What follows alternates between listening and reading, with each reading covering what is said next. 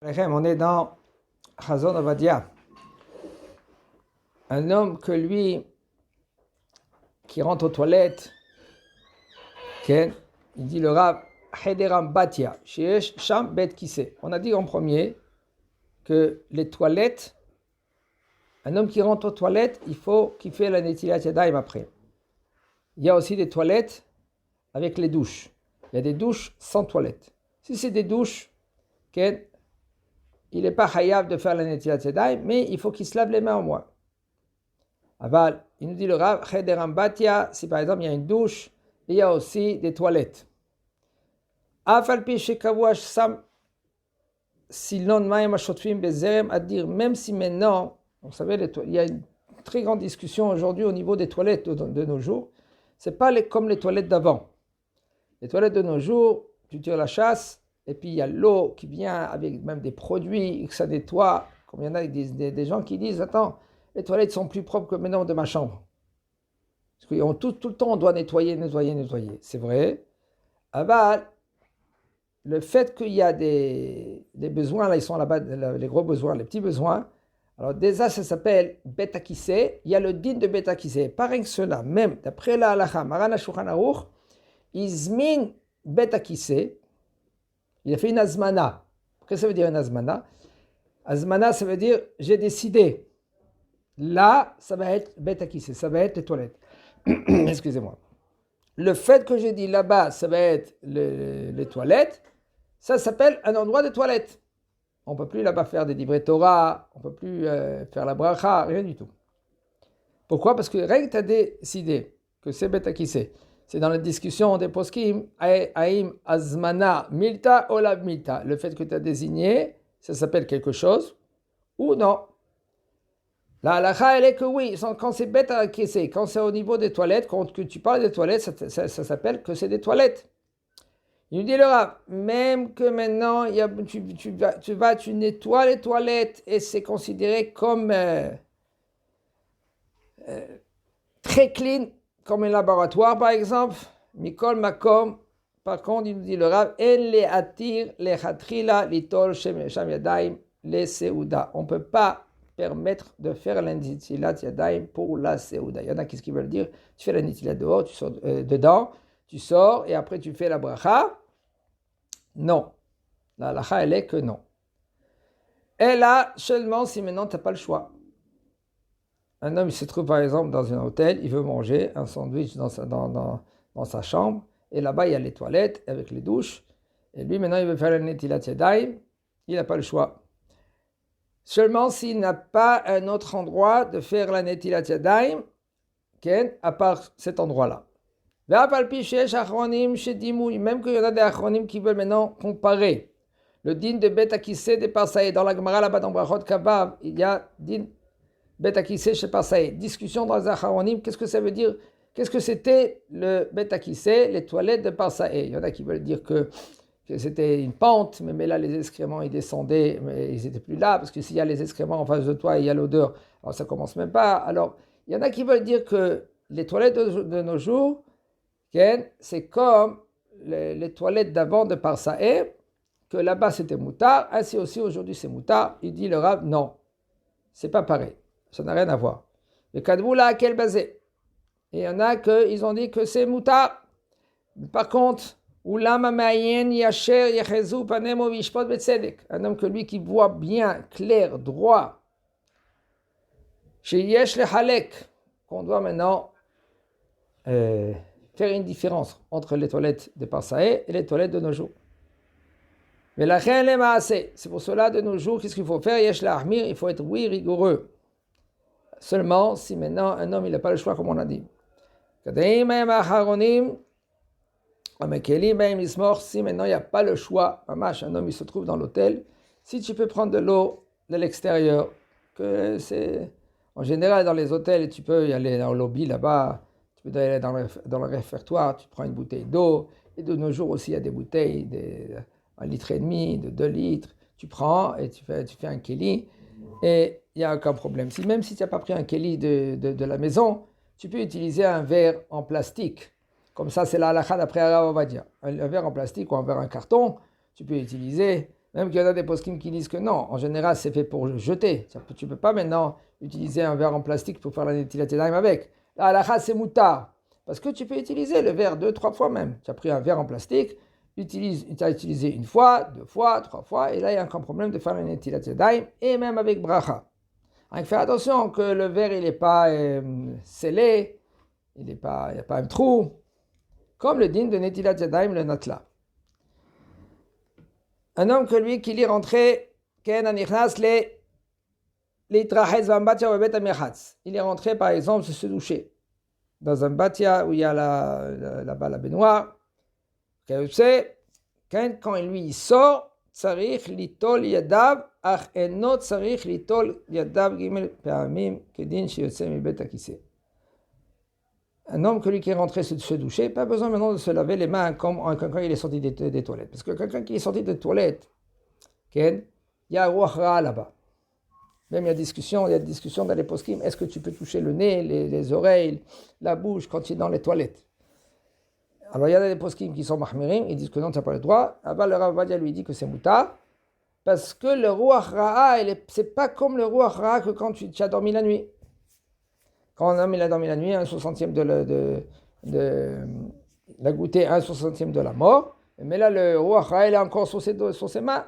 Là, c'est dangereux, c'est pas bien et c'est pas conseillé du tout de mettre les doigts dans le nez, etc.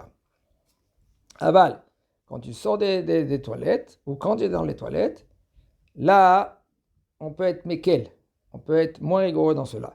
Un homme qui sort maintenant de la douche, là, il peut se laver les mains, pas besoin maintenant de prendre le keli ou de faire 3 fois dans le robinet. 3 fois, kavana, 3 à droite, 3 à gauche, ça veut dire droite, gauche, pas besoin de tout cela, tu te laves les mains, et là, ça suffit. Alors, un homme que lui qui veut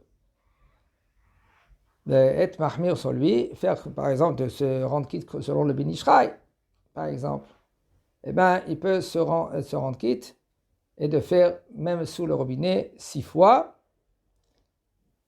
et là, c'est bon. Comme par exemple, quelqu'un il veut manger, quelqu'un qui va manger du pain, s'il va aux toilettes, alors maintenant il rentre dans des discussions. Comment on fait quand, Bezat Hashem, on va expliquer plus tard, comment on va faire quelqu'un que lui, il doit manger, et là il doit y aller aux toilettes avant, comme ça il dit Maran Shulchan Aruch, avant de manger, il faut y aller aux toilettes. Pourquoi? Parce que c'est pas bien, hein, et c'est pas conseillé, que quand tu manges, tu vas commencer à aller aux toilettes, tu vas sortir dehors, prépare ton manger, sur ta table, ne bouge pas du commencement jusqu'à la fin du manger. Et après, tu fais Maïm Acharonim, et là, tu fais Birkat Hamazon. Comme ça, c'est le Khatrila, comme ça, il faut faire. Alors, des fois, tu n'as pas le choix. Des fois, tu es obligé d'y aller aux toilettes.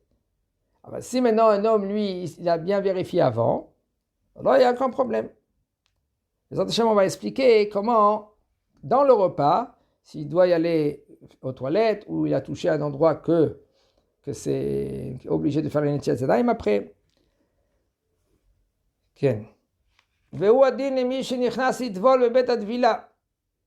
Ainsi aussi un homme qui va au mikvé, par exemple. Un homme, il y a des gens qui vont au mikvé, entre parenthèses, je dis au niveau du mikvé, il faut prendre en considération cela.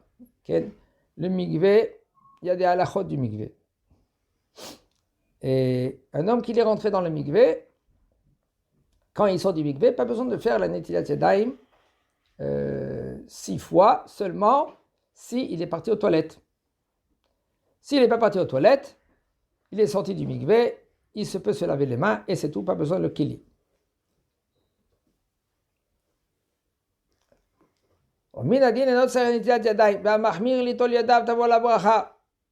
Et un homme qui est parti par exemple dans le mikvé au Bet Amirchatz, qu'il a pris le netila quand même, il a fait avec le keli, tavoy la bracha, aval anichnas le meyam batia. Si par contre un homme il est rentré dans un batia, ça veut dire où il y a la douche. Il a pris quelque chose. Par exemple, il y en a qui prennent un morceau de papier toilette pour se moucher le nez.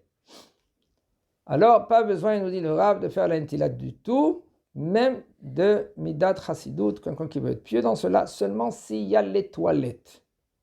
S'il y a les toilettes là-bas, et aussi la douche, Là, à cause des toilettes, là, c'est bien de faire des Netilat Yadayim et c'est conseillé. Un homme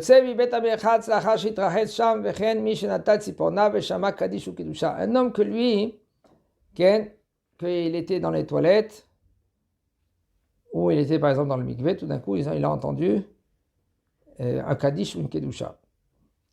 Ou par exemple il s'est coupé les ongles. S'il peut faire la Netilat Yadayim tout de suite, c'est bien, c'est conseillé de faire la Netilat Yadayim tout de suite. Ah bah si maintenant, le temps qu'il va faire la Netilat Yadayim, est-ce que lui que maintenant, il peut faire la bracha oui ou non?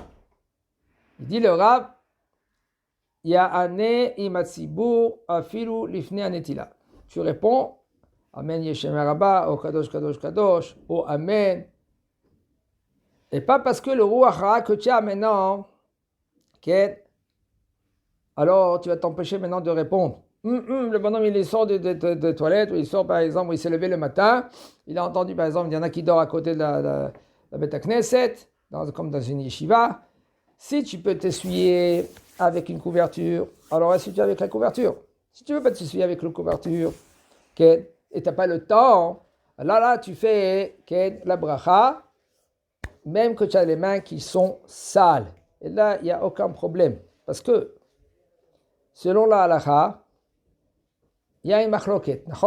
Machloket, comment on doit faire la Netilat Yadayim le matin? Et pourquoi on doit faire la Netilat Yadayim le matin? Il y a 4 avis. Une des avis comme le Rosh, comme le Rashba. Le Rosh, il dit que pourquoi on doit faire la Netilat Yadayim le matin? Parce qu'on a touché des endroits que c'est pas propre. Dans la nuit. Il y a le Rashba, parce qu'on est une nouvelle créature. Il y a le Zohar, parce qu'il y a Ruach Ra, mauvais esprit. Il y a aussi d'être comme un Kohen. Ça, c'est le matin. Aval, en général, quand il y a machloket, le Zohar et la halakha, on y va selon qui? On y va selon la halakha. Ça, c'est la halakha. Comme ça, il pense Maran Shulchan Aruch. Quand il y a machloket, la Kabbalah et le Pshat, la halakha, elle est comme le Pshat, comme le Talmud. Et le Talmud, qu'est-ce qu'il dit? Que pourquoi on doit faire la Netilat Yadayim le matin? C'est, comme il dit le Rashba et le Rosh.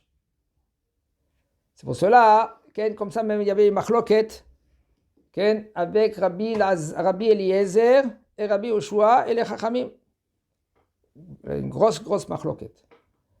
Est-ce que le tanour chez l'Achnaï, c'était un fou? Et là-bas, ils ont fait les Teharot. Teharot, ça veut dire que c'était dvarim qu'avant, on mangeait tous betahara. On allait au mikvé, et ils mangeaient tous betahara. Une femme qu'elle était nida, elle était dans une autre tente, pas avec son mari, etc. On faisait très attention où on s'assoit. Ceux-là qui ne faisaient pas attention, c'est pour ça que les Chachamim, ils ont été gozer sur les gens qui étaient ignorants, qui ne faisaient pas attention. Alors de ne pas s'approcher trop d'eux. Pourquoi? Parce qu'eux, ils ne faisaient pas attention à la Touma et la Tehara, ils mangeaient n'importe quoi et sans faire attention, sans y aller au mikvé avant. Avant, c'était très rigoureux. Maintenant, il n'y a plus tout cela. Alors maintenant, à l'époque, avec Rabbi Eliezer et Rabbi Yoshua, si maintenant il est kasher, et tous les volailles qu'il y avait là-bas, est-ce qu'ils étaient kasher ou ils n'étaient pas kasher? Machloket. Rabbi Eliezer et Rabbi Yoshua. Rabbi Yoshua, il a dit, Rabbi Eliezer, il a dit, si la elle est comme moi, alors les murs de Beth Midrash, ils vont se pencher. Et les murs de Beth Midrash, ils se sont penchés. Après, il a dit, si la elle est comme moi, il y aura un fleuve. Le fleuve, il est passé dans le Beth Midrash, etc. Après, les Chachamim n'ont pas accepté. Il y a une voix céleste, elle est sortie, et elle a dit, la halakha, elle est comme Rabbi Eliezer. Rabbi Yoshua, il a dit, lo shomim le bat halakha, on n'écoute pas les bat kol, la voix céleste. Lo bashamayim hi, la halakha, elle n'est pas dans le ciel. Comment? Oui. HaKadosh Baruch Hu, tu nous as donné la Torah, tu nous as donné des règles. Et suite à les règles que tu nous as données, tu nous as donné des klalim, on va trancher la halakha selon les klalim. Après, il y a une voix céleste qui est sortie. Nitzruni banai, nitzruni banai.